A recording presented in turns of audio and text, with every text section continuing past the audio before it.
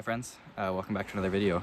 I'm here at a penguin colony in Argentina on the East Coast, and I wanted to tell you a few tips that I've learned over the last decade really of wildlife photography to take your images from kind of boring like zoo style snapshots to more Nat Geo-esque portraits and creative images that you are going to be much happier with. Oh, there's a penguin now. Like I said, 5 tips, the most important and the easiest I'm going to save for the end, so make sure to stick around for that.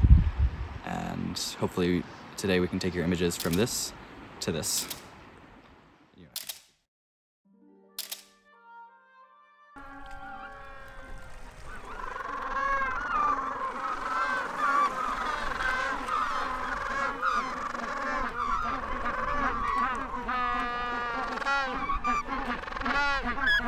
So before we actually go take any images, I think it's important to talk about tip number 1, which is to approach and retreat your subject really slowly and respectfully.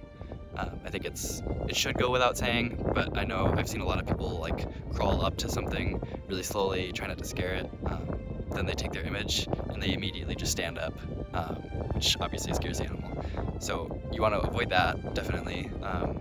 And then obviously if you're slow and quiet and respectful as you're approaching your subject, you're going to be able to get a lot closer and have a better encounter. It's going to be more enjoyable for both of you, and you're going to get a much better image.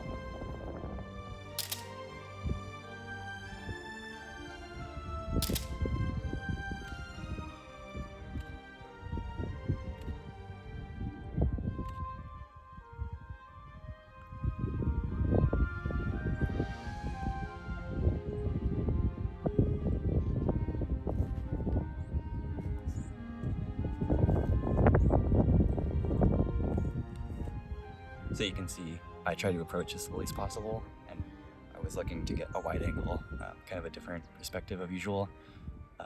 But as soon as it got uncomfortable, it kind of turned its back to me and started to walk away. I put my head down and slowly backed away, and you can see he's still perfectly happy.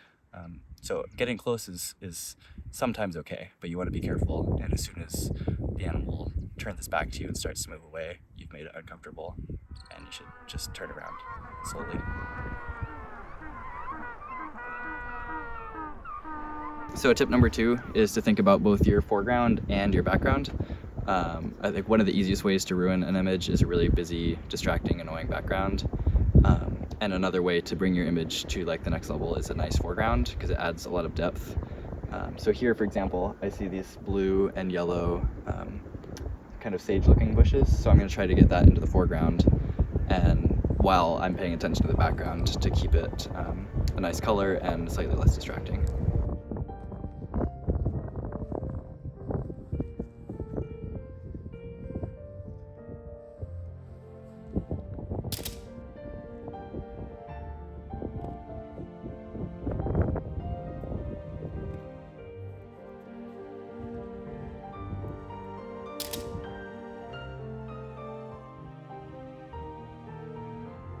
Number 3 is kind of plan ahead. Think about your edit and the storyline that you want to be telling if you have like a set of photos. Like for example here, I know I want to get a really close-up shot at 400 millimeters with this telephoto of the textures, and then edit with black and white, because it'll be a really unique photo. A lot of people go to a spot and they get a bunch of good images, but they're all kind of the same. They're all just like a kind of standard headshot of an animal. But I'm trying to think ahead and what would kind of add some variety. And here, for example, like I said, is I think a close-up shot, because these penguins have really fascinating curves and lines with their feather patterns.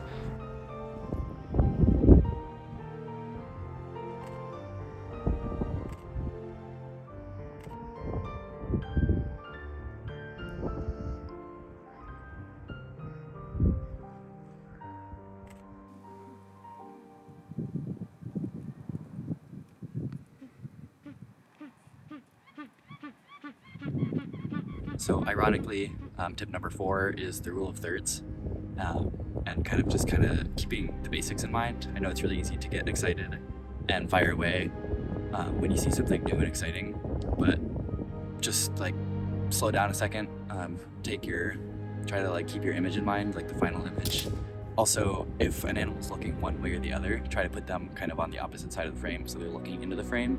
Otherwise, it can be really awkward and it feels like they don't have, like their head doesn't really have room to breathe if they're kind of like looking off the frame. Like if I'm looking off here, it's gonna look weird versus me like looking off into the frame here.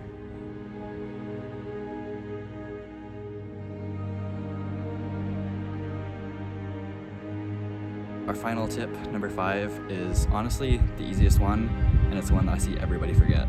And that is seriously just shoot from your subject's eye level.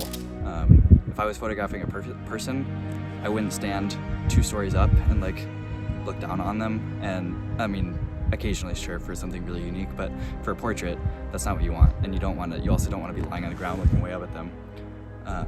I see so many people walk up to like a coyote, for example, or a penguin, something a bit smaller, and they stand there and they go like this, and the photos look like this. Like they don't look good. But if you seriously just like get down low, that's all you have to do. And most new cameras even have the flip screens. Like put your screen out, get low, and you don't even have to lay on the ground. It's so easy, and it will absolutely improve your images.